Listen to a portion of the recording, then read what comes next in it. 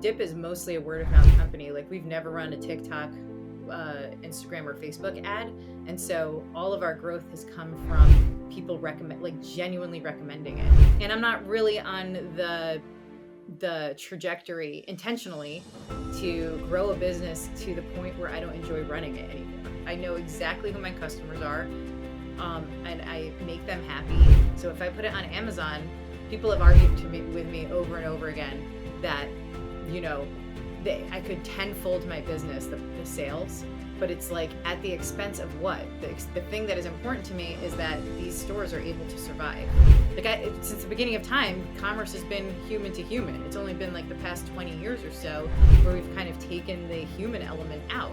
Like, you want to buy something from someone, they have to look you in the eye and sell it to you and promise that it's good. But right now, it's different. Like you can buy something thinking that there's a promise that it's going to be good online, and then you're left with something that is just not what was advertised. And you just see that over and over again.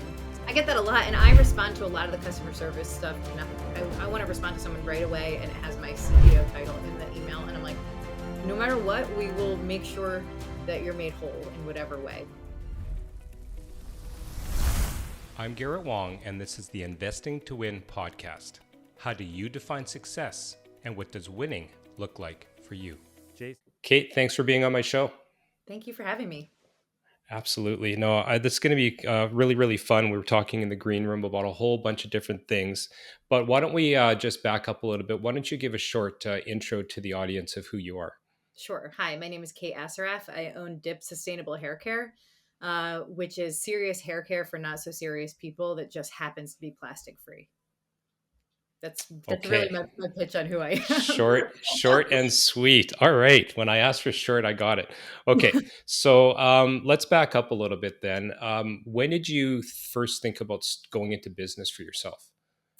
I think it really, so I've been in the beauty industry for about 20 years, and I had this kind of transformational experience when I was pregnant with my first son. So it's 2014. I read this book called Boys Adrift.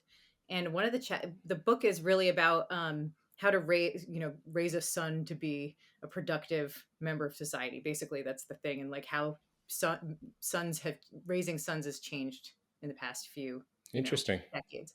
It was interesting. My brother handed it to me. He already had 2 sons and 2 daughters. So I was pregnant. I was reading it and I was curious. And one of the things that the author talked about was how plastics were affecting hormones in aquatic life, and how plastic, he started going to endocrine disruptors, and mostly the exposure people have is through plastic, and how that was really, changing the behavior of wildlife. And he surmised that this might have an impact on humans as well. And now we're seeing, 11 years later, like the plastic and health conversation is huge.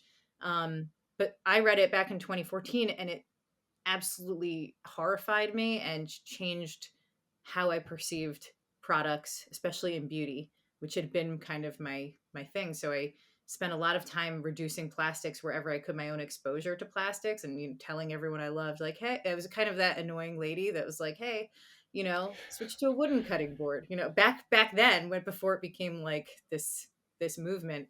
And that led me into beauty, making the beauty swaps. And I just couldn't find hair care that performed the way I wanted it to. It seemed like when marketing or companies perceived a plastic-free customer, they were almost like choosing someone that didn't expect high performance, just someone that wanted something plastic free. And I'm not of that ilk. Like if I buy something, I want it to work.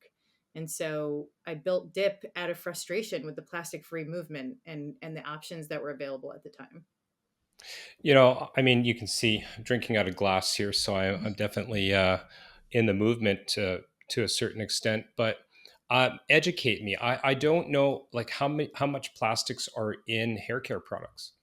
So it's not just the plastic, is the bottle surrounding it. So when you buy like a shampoo bottle, after time, there's seepage, from the plastics into what you're using.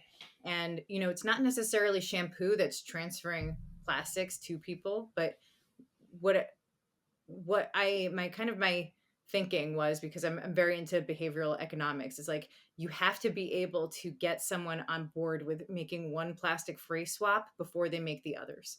And so I wanted to deliver something so good that plastic free wasn't part of the story. People just used it because it saved them money, used it because it was great, used it because it became easier for them. And then every time you're in the shower, you're thinking about, plastic free. Like, I have this plastic free thing. And so it was, for me, I know that it's very difficult for people to go all in, especially on sustainability, because they perceive it as more expensive and they perceive it as a little bit of an eye roll situation, in a very finger waggly market. And so I wanted to make it fun, and I wanted it to be kind of like a soft serve over to reminding you to reduce plastic more. Okay, so tell me a little bit about the product then, yeah, of Dip, or Sure. the products. Sure. So the bulk of our business is shampoo and conditioner bars. The shampoo bar, there were already bars on the market, so I wanted to, I wanted to create a point of difference that was compelling enough for someone to be like, oh, this is for me. So for the shampoo, it's made so gentle that you could use it every day if you want to. So, for men and women that train, like marathoners, like I'm always running in the woods. I trail run every day. Um, I don't have to choose between my run and a good hair day anymore. And so for men, that sometimes some men shower two, three, not maybe three times a day, but say some shower twice a day. This doesn't give you that squeaky clean feeling. It's moisturizing. So it doesn't give you that conventional, like, over cleaned feeling that you get from, harsh detergent shampoos. And the conditioner for me, like, I've had long hair most of my life, and conditioner, I would buy really expensive conditioner, sometimes $50 to $70 a bottle, and it would only last me a month. So part of me is like trying to fight this hyper consumption world that's out there. And my conditioner bar will last most people about a year. Sometimes it's 2 years. And so this conditioner bar performs like salon stuff, is eliminates plastic. So for me, it saves me around $500 a year, and then 12 tubes of really expensive conditioner bottles that can never be recycled. They just go into the waste stream. And it also just takes another step because I surf and I spend a lot of time in and out of the water. You can dip the bar in water, run it down your hair, and it'll instantly detangle. So you can just air dry. So you can essentially, it gives freedom for a lot of people that like go to the beach and then want to skip the shower and go straight to, I'm from New Jersey, so we go from the beach to the bars. But that's that's like, a problem I wanted to solve. So saves people money, super effective, and for some people have written to me that it's the best conditioner they've ever used. We were talking in the green room. We're going to get into this in the next little bit, just about big business and, this thirst and power for money. One of the things you just said to me, it doesn't developing a conditioner bar that lasts somebody a year kind of go against Yeah. standard business economics. I It mean, does. And that's what's so fun. But it's fun for me because it's like, what if you could make something so great that really, like, really gets people excited, solves a problem enough that it gets people so excited that they tell all their friends about it. Like, Dip is mostly a word of mouth company. Like, we've never run a TikTok, Instagram, or Facebook ad. And so all of our growth has come from people recommend, like, genuinely recommending it. We don't even use influencers or use like fake UGC. It's literally, people are so underwhelmed by sustainability. Then they find Dip, then they like it so much that they tell everyone about it. And there's enough heads out there that we can kind of turn them one at a time. But it is, I think it's the future of consumerism, is to just buy less and offer better stuff that your customers don't have to buy so often. yeah, I have a bad back, and I go to athletic therapy quite often, and I look at those modalities, athletic therapy, chiropractics, I mean massage, and it's interesting because these are business people, entrepreneurs that are trying to market and get customers, but when they fix them, they lose the customer.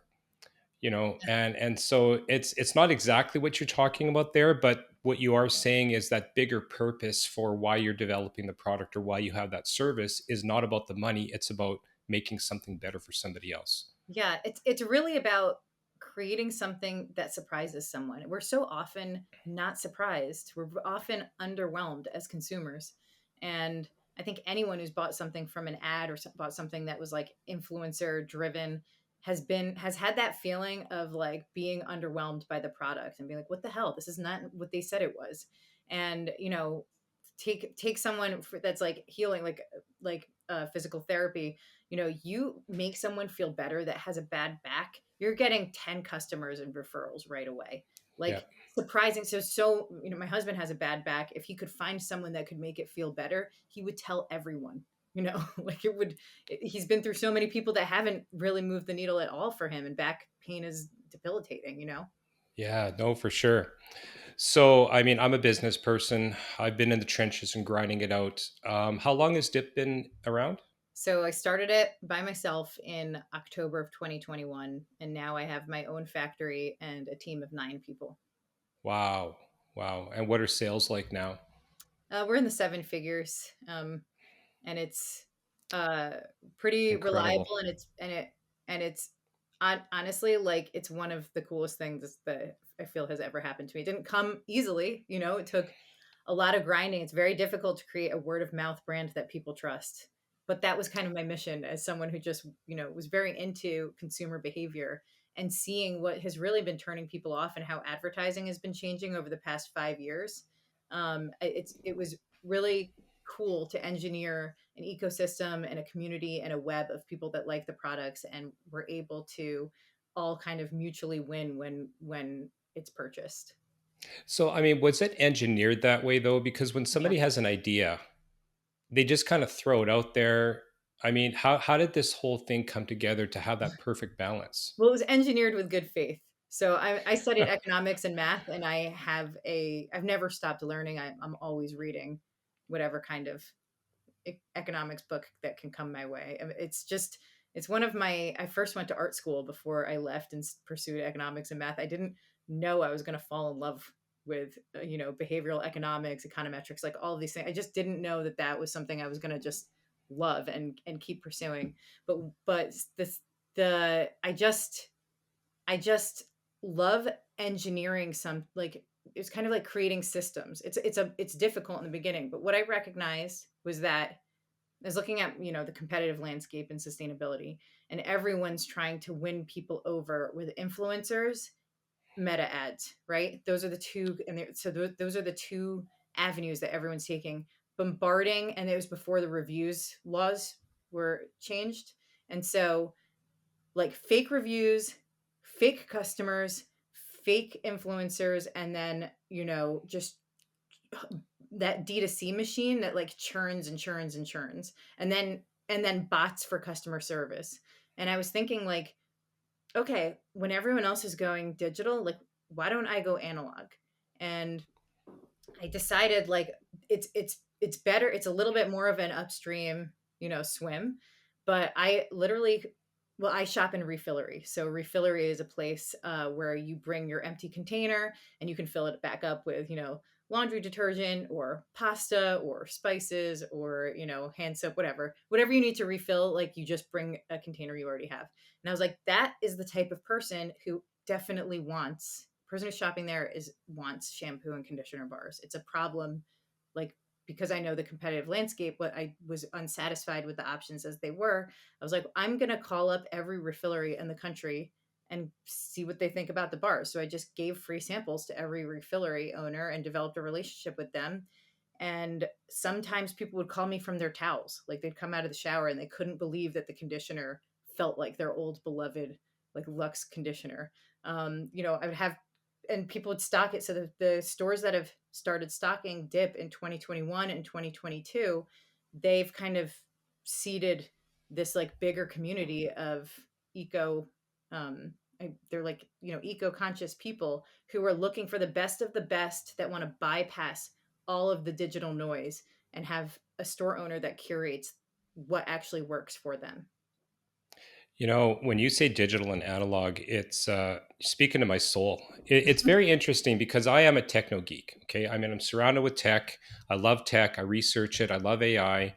I'm starting to get into more of the AI stuff. And yet I have this property management company with around 350 clients that we're getting frustrated with yet another tech platform, a chat bot, a this and that. And then my team is chatting with them, but it's going in between.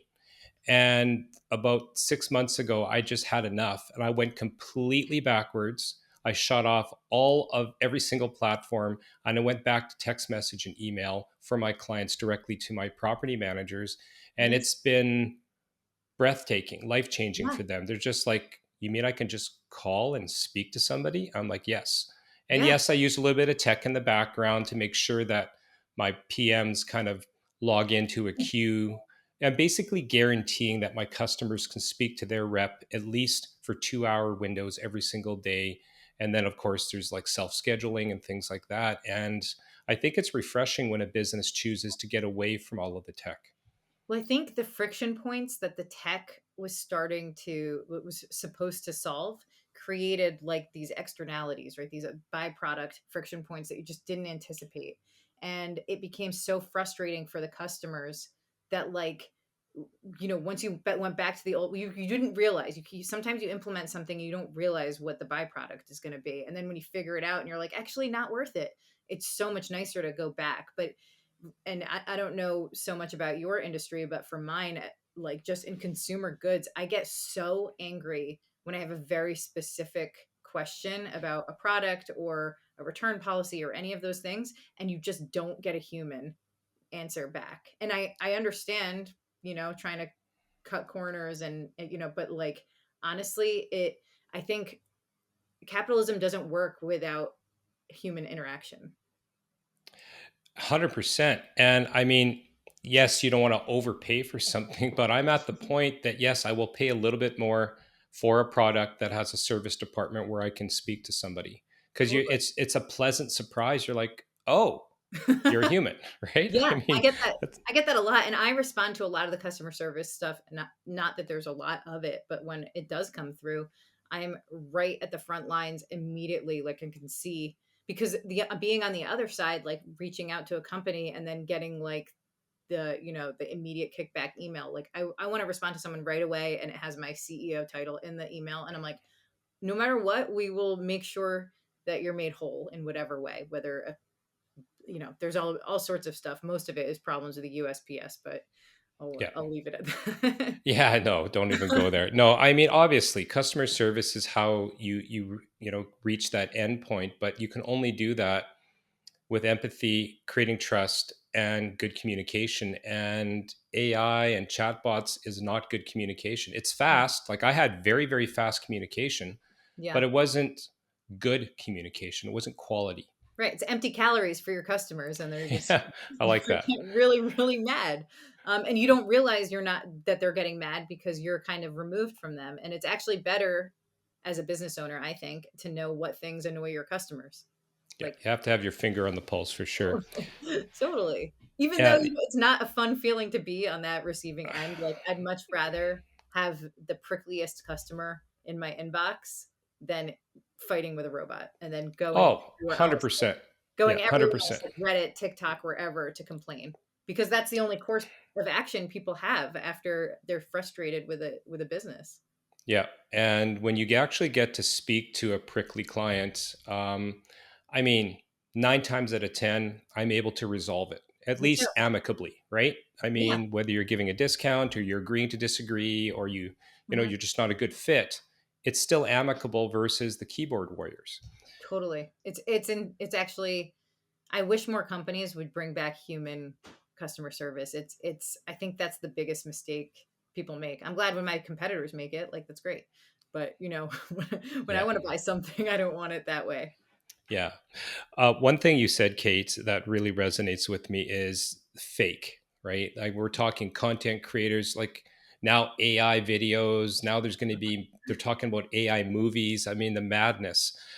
But something that my business coach has always said to me is he will not do business with people who use fake followers on like social media or Instagram. Yeah. And you see these people with 3, 4, 500,000, and yet they have like 100 likes on a post. Yeah. What are your thoughts on that? I'm sure I know, Well, but first of all, the consumer is way smarter than marketers give them credit for. And so, if you're a marketer or a business owner listening to this, the consumers know they can see through this thinly veiled, hype, fake hype very, very quickly. So you're not fooling anyone. I'm proud to say we've never engaged in any of the fake anything. So it was part of my own social experiment to see if I could build a real solid, a true word of mouth company with like real customers, real scaffolding. So that when TikTok disappears or when Instagram disappears, the scaffolding's there. Like I still have my your customers, and community, yeah, it's and the 100%. community is amazing. Like it's so I think that it's very, very naive for a business to think that consumers aren't totally on the pulse of what is real and what isn't. They know. Well, I mean, let's be honest, it's an ego play, I right? I mean, agree. whether you have 500 followers or 50,000, you only Yeah, want that because you want it. It's not going to get you anything. And in right. fact, it could hurt you. So why even do it in the first place? Put in the work, Yeah. build your community, and just take your lumps as it comes. We don't so Dip Holding has 12, I think it's 12,000 followers on Instagram, but those are real people. So when we run a contest or when we do anything, when we put something up there and people they're real people interacting. No one is paid to be there, and it is so fun because I can engage with them and they're kind of like in the know, and a lot of them have been following since the beginning. Like I find it fascinating when people follow a shampoo and conditioner brand online. Like I feel very lucky that actual people are following our brand. So I try and Yeah. give them things that make it fun to follow. But I often wonder with business owners, like it's your social media doesn't need to just be like a box that you're checking or like a reason to impress someone. It's actually, if you could just post less and give those posts more value, people would appreciate it so much more. No, for sure. And I mean, that's really what they're, I mean, if you flood them, they get this, what are they called, social media fatigue or whatever. So it's better Yeah. to post less with better purpose. One of the things that we were talking about in the green room was just, I mean, you seem to be very purpose driven, and I don't want to say like you're just going to do something at the risk of harming your company, but you seem to have really good instincts. Let's dive into this passion topic that you were talking about Amazon, because every business that I would know, especially in your type of space where you're kind of direct to consumer, would would sell on Amazon, and yet you've chosen not to. Enlighten us. Yeah, I made a conscious decision not to shop on Amazon because I see, as I said before, refilleries are at the ground level of educating people about sustainability in every community. So, in every state, there's these refilleries. It's an emerging market popping up, and these people out there, to me, are very renegade. So, in like a hyper consumerist packaged world, they're changing the narrative and they're opening these stores that are more slow to consume, and they eliminate plastic from your shopping experience. And I think that that is so cool, and I want these kinds of stores to thrive. If I put my products on Amazon and made these stores compete with that convenience, that it would kill the store's business, because Dip often in many instances pays the rent. The Dip sales pay the rent for these small stores. So if I put it on Amazon, people have argued with me over and over again that you know I could tenfold my business, the sales, but it's like at the expense of what? The thing that is important to me is that these stores are able to survive, because my main thing is not shampoo and conditioner. My main thing is getting people to be like less plastic blind, and to know that there are places, curated places, that create, a shopping experience where you can have the best of the best in the sustainable space. And a lot of the refill stores also make sure that none of their products have endocrine disruptors, none of them have any phthalates, none of them have any kind of extra I use the word toxins loosely because a lot of things are not as toxic as kind of the internet believes, but like they really are the gatekeepers of making sure the cleanest products are on their shelves. So my my commitment to getting people to shop in store stops me from putting anything on Amazon. And to be honest, I feel like a very fulfilled not contributing to that.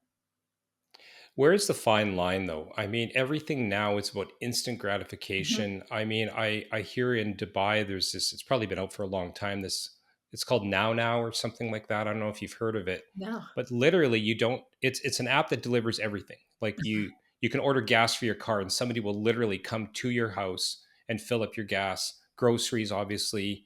It's Mhm. practically anything, and that's where I see the society. So how do you as a business person, as an entrepreneur, I'm going to say sacrifice, I know it's not Yeah. sacrificing your mind, but at some point there's a bottom line that still has to be fulfilled. How do you balance that? Well, my bottom line is fulfilled. So even if I sold lateral amount of dip last month, this month, everything, like I'm not on this charge for hyper growth. I don't need it. Right. Like I live a nice life. My employees are paid. I'm able to offer them bonuses. They're allowed to have, not allowed to have, they have vacation. Like it's a nice working experience. Right. And I'm not really on the trajectory intentionally to grow a business to the point where I don't enjoy running it anymore. Like, someone opens a pizza place in town, no one asks them, when are you going to franchise and make it the biggest pizza place in the world? I don't see how it's any different in my category. It's like, okay, you have a shampoo brand. Like, when you're going to be like the biggest shampoo brand in the world? It's like, not really. I know exactly who my customers are, and I make them happy and they spread the word for me. So I'm not interested in being the biggest one, like if that makes sense. Um, Yeah, no, it does. I'm also passionate about trying to support small business. I just see it like just this swimming upstream. Like how can we as consumers do more? It's, I don't even think it's about promotion, to be honest. It's just I just see these small owners, shop owners, kind of sitting there hoping that somebody's going to come in. yeah, What is the differentiator that a small shop owner that's listening to this can really get into getting more customers? Is it about purpose? Is it about sustainability? What would cause somebody to get in their car for a shopping experience versus click now that's a on my great phone? question. I think so. I don't know if you're familiar with Fair, which is like a wholesale purchasing portal. I would, if I had a store, if I opened a store today, I would only choose products that don't exist. They have like a filter, like not on Amazon, and I would intentionally choose things that aren't. Maybe I'd pepper in a few things that are like volume drivers. Like, say, if I had a beach store, I'd obviously get sunscreen in, whether they sold on Amazon or not. But I would curate things that were very, very localized and also not easily just primed over. And that's becoming a more difficult task because people are, brands like mine have been approached. Probably been approached 200 times by agencies that want to put my stuff on Amazon and have like these big dangling carrots that they're throwing at me. But the reality is like the life for a small store owner is really hard. So I almost would encourage brands to take the route where you get people to touch and feel your product in stores. There's something really amazing about kind of having this human to human commerce. Since the beginning of time, commerce has been human to human. It's only been like the past 20 years or so where we've kind of taken the human element out. Like, you want to buy something from someone, they have to look you in the eye and sell it to you and promise that it's good. But right now it's different. Like, you can buy something thinking that there's a promise that it's going to be good, online, and then you're left with something that is just not what was advertised, and you just see that over and over again. um, and I don't know if humans were supposed to be that way.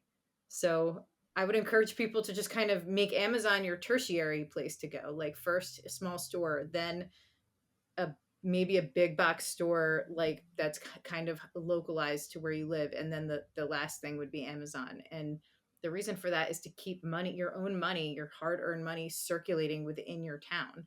Like, people don't think about that. Like, if you're shopping on Amazon, you're sending your money over to Amazon. It's not paying for your EMTs, your librarians, Your roads, your your roads, your taxes. taxes. So you Yeah. can go to every town hall meeting, but if you're adding to cart on Amazon instead of ever checking the places in town, you're really doing a disservice to yourself in the end and your community.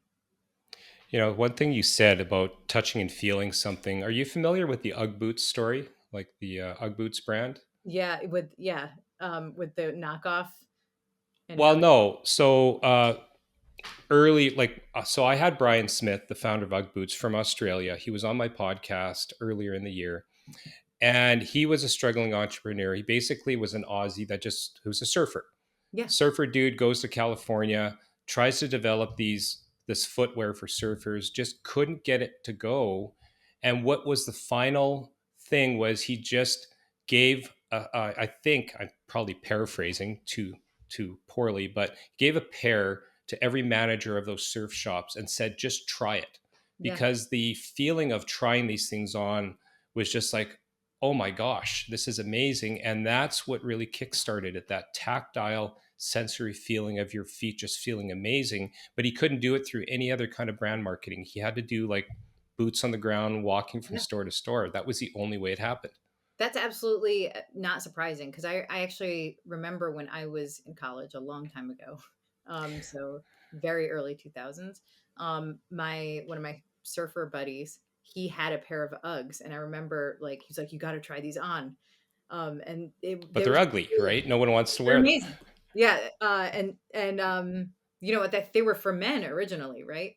Yeah. Before girls kind of adopted them.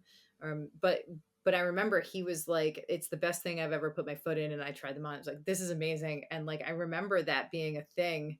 Like he influenced back in college so many people to become interested in Uggs just by letting people try them on as a customer. So I think that's very cool. That is the origin story.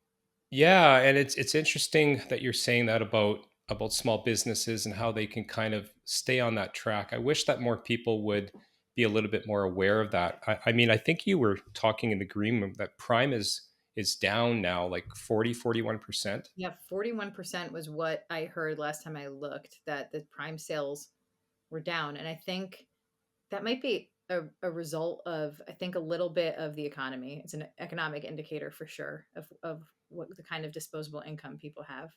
I also think there's a cultural change of people wanting to, you know, buy better stuff and buy less of it. Hopefully, that's like my dream, is that if that's what people want. That's my little delusion I tell myself. And I think people are uh, find kind of that level of wealth. We just had the Bezos wedding not so long ago. That level of wealth that's accumulated from selling cheap goods and running the other businesses out of town. I think people are kind of trying to switch supporting that. Um, that's what I see in the sustainable space anyway. But I'm starting to see that kind of sentiment bleed out into other sectors. I think it's a combination of two things in my mind. I mean, myself as a consumer, I'm getting overly frustrated with the AI, the bots can't get a Mhm. hold of anybody. And then you go on Amazon and it used to be easy to find something. And now there's like all this, it's like sensory overload. And I find I spend more time now shopping online than if I were to drive to a store, speak to somebody, and Yeah, they're like, this is the product for you because, it's yeah. human to human. The human to human was what, like, I mean, everything was based on. This is like what commerce was based on. It's there's kind of a code when you're selling someone something crappy. Like, it's very difficult to do that human to human. It's very easy to do that digitally with no name, no founder, no nothing, no accountability. And we see this like rise of businesses with zero accountability, like whether it's environmental, whether it's how they treat their customers or how they treat their employees. It's just digital slop, and I would call it digital pollution. And it's unnecessary products just being produced for the sake of whatever. But I don't live in that world, and I don't aspire to be in that world, even if it means I make less money. I don't really care. I have an interesting story. So last year, I like cycling, but I'm not like a serious cyclist. I wanted a decent bike for the first time in my life. So I'm doing all the research and I'm looking, and then you look at the big box stores and you can get something off Costco. And I just gave up and I just went down the street to my local bike shop and I told them what I wanted. And literally within 15 minutes, he had me fitted, like the handle, like it's not like, a 16-year-old is assembling these things and you take them out of one of the big box stores Yeah. and it's falling apart as you're going. Like total customer service. I don't think I paid that much more. Then he set the whole thing up for me, recommended a bike lock, and I picked it up the next day and it was completely ready. Yeah. Such a great experience. So I'm a customer for life because of that. I will not buy a bike from a big box store. So I hope that story kind of translates into the future for more and more people. I hope so too. I mean, I had that same experience at a bike store. I bought one for myself. And then before I knew it, I bought one for my husband from the same bike store, the same person helping me, and then one for each of my sons. That one good experience was 4 bike sales. And anyone that ever said they wanted a bike, like go there. Like the guy knows exactly what you need, and that's something that you just can't, you just, I guess you can mimic it online, but it's not as satisfying. It's not, it's like, the same reason I shop at my local bookstore is like the lady at the bookstore, she knows what kind of books I like to read. And that's like so rare, but it's not that it's rare. It's a relationship that's been built over the past 10 years living in this town. And if I want a book that she doesn't carry, she orders it for me. Yeah. Um, It saves you time in the end, right? And yeah, you get a better shopping experience. I think it's more Um, fulfilling. It's fulfilling as a human being, like yeah. Yeah. outside of the No, it shopping is. experience, which is kind of like feels, if that feels like, intangible. But when you go, like, there's like a nice, like, you get a sense of purpose when, shopping is like, of course, it's not what gives people a sense of purpose, but surely gives you a dopamine hit. um for me anyway. But like, the extra layer of creating a human to human experience with someone who really does know everything about what's in their store is just something. I don't know, I think it's enriching. Well, it's all about trust too. I mean, Oh when yeah. I trust myself to do all this research and read reviews that are probably written by AI anyways, or I go to somebody who knows their stuff and I walk out faster, knowing that there's customer service behind it too. Yeah, I think there's going to be a return. I think I predict anyway a return, um, back to human shopping, and I really really hope it goes that way. Obviously, it's not going to be everyone. There's convenience. It's hard to beat, but I do think people are tired of spending money on stuff that just doesn't add up to what the fake reviews say.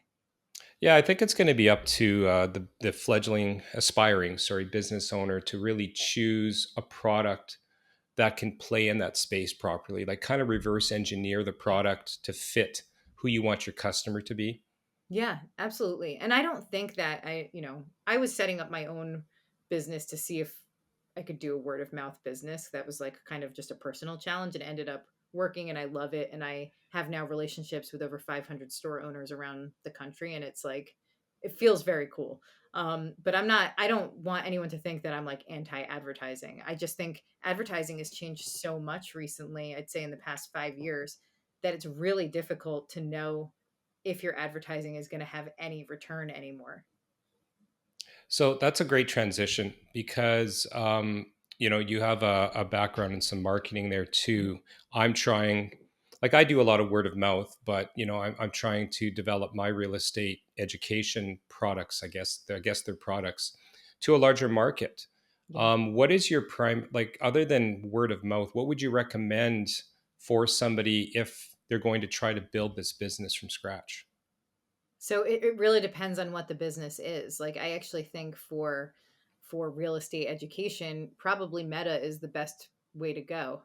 If you're not doing conferences and not writing a book or any of those other avenues that are there, or PR. So I think Meta is probably the easiest for that. Um, in my category, I just found that in beauty anyway, from what I know about beauty marketing, like I would never trust a beauty ad. So I think beauty ads from more often than not are just like full of false promises and are a little bit predatory. And that's just my own personal ick with the beauty industry, and what I've seen behind the scenes in my 20 years there. But I think for something, you know, really anything else, like I think meta ads are probably the most effective. I think even more effective than TikTok ads at this point.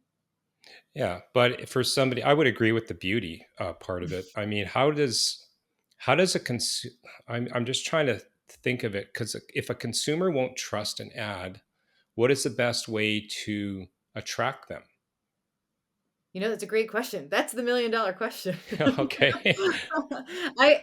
For me, like I think the way to for my business anyway, the way I've attracted people is just to say we don't advertise, and if you see any hype about dip, it is true.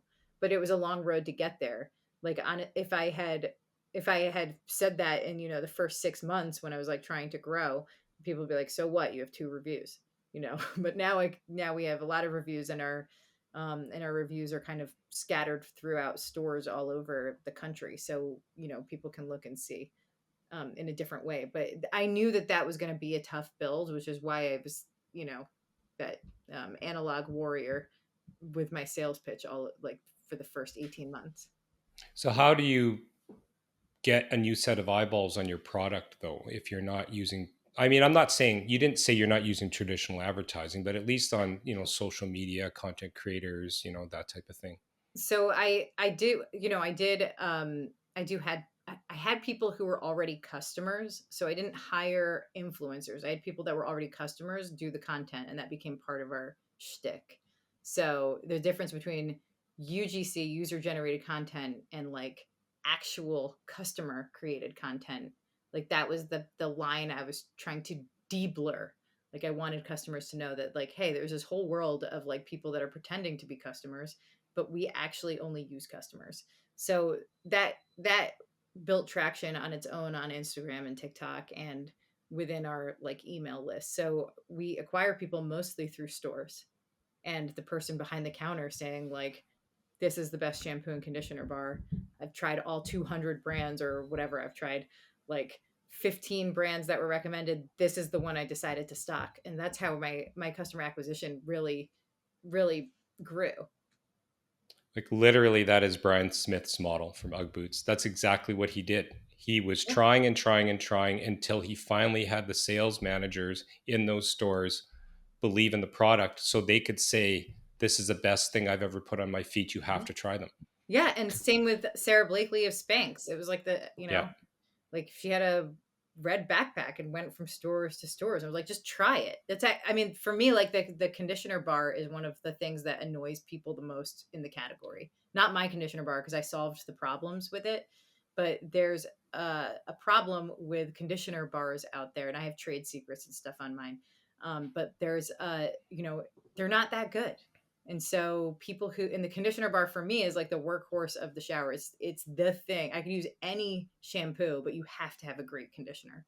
And so I focused really hard on that, and I made sure it worked for every single hair type, whether you had like straight fine hair or type 4 like kinky coily hair. And so I spent a lot of time on product development before anything ever went out, and I made sure it was the best of the best, and that was how I could go into with confidence.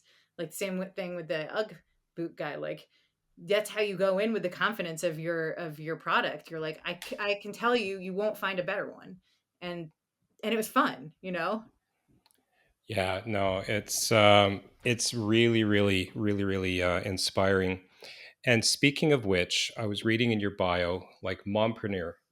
I mean, that's amazing into itself. But I just want to spend a couple minutes because, again, my business coach has always said that it's not enough to be an entrepreneur. And as I don't want to talk about male and female and that type of thing, but there is something about a female entrepreneur that is a mom that has to work like 15 times harder and then come home and do everything. How do you balance everything?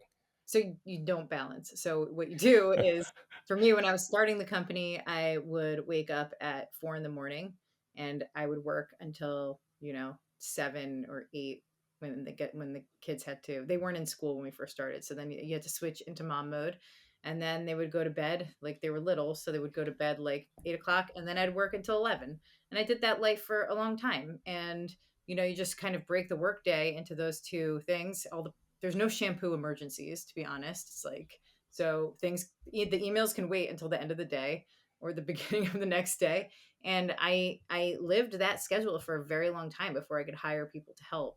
I think the one thing about being a mother and an entrepreneur is that it's just being an entrepreneur where someone's interrupting you every 2 to 8 minutes, some sort of like something. But now my kids are in school, and I would say, the work day works itself out pretty naturally with the school day. And it is the reason I don't want to grow my business so big, because my kids are only little for so long. And my husband now also works for DIP, so we can manage our hours and spend as much time with our children as we physically can before they're tired of us.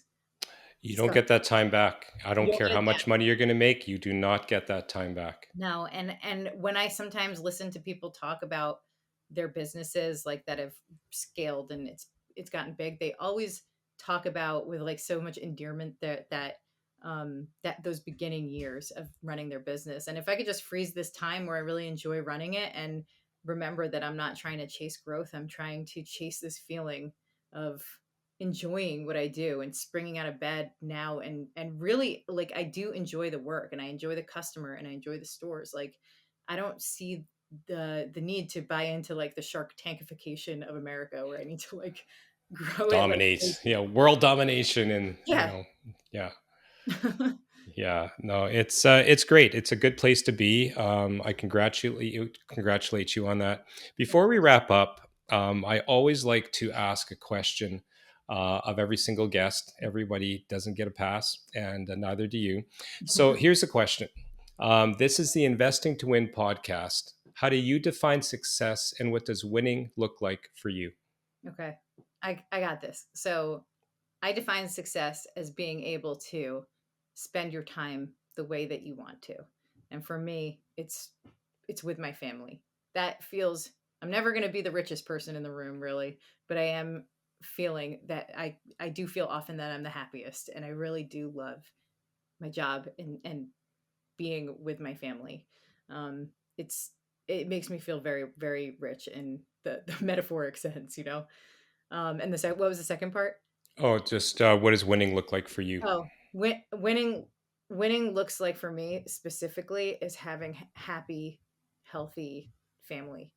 Um, I it's the only thing that matters, because once you lose your health, nothing else matters, or it's very hard to maintain happiness. And if happiness is like a fleeting thing that everyone's chasing, and once you kind of get it, you want to maintain it the best you can.